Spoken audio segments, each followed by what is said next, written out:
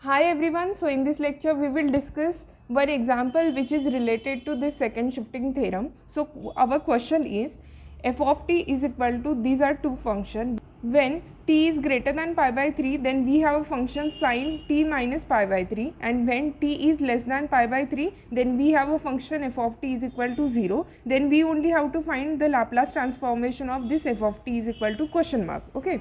So just in previous lecture we have already discussed about what is a second shifting property, and its statement is like this, that is when we take L of ft, that is a Laplace transformation of any function f of t, then it is equal to phi of s, that is there is a extreme change, that is variable t will be replaced by s, and g of t is a function such like that this function, then L of g of t is equal to e raised to minus as into phi of s, that is this is our formula to obtain the value of such a type of a example. Okay, so here we have a is equal to how much, then a is equal to how much, we have a pi by 3. Similarly, what is a phi of s? That means phi of s is equal to L of ft, and f of t means what? This function, first function is a f of t. So in given question we have a sin t as a f of t. Okay, so with the help of this formula, that is a second shifting property, then we can write a is equal to pi by 3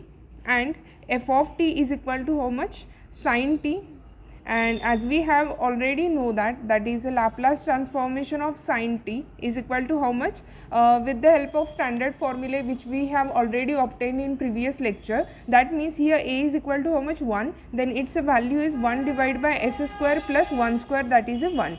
So we will use these two concepts in this question. So we have L of ft, that is we only have to find this value, is equal to this formula, that is e raised to minus as minus a is equal to how much? Pi by 3 into s, take it as it is, into this phi of s. Phi of x means what? This function, that is L of ft is equal to this term, and this is nothing but a phi of s. Therefore we will use this value here, that is 1 divided by this s square plus 1, and that is our answer. So just write this as it is, that is e raised to minus pi by 3 into s divided by s square plus 1, and this is the value of our given question.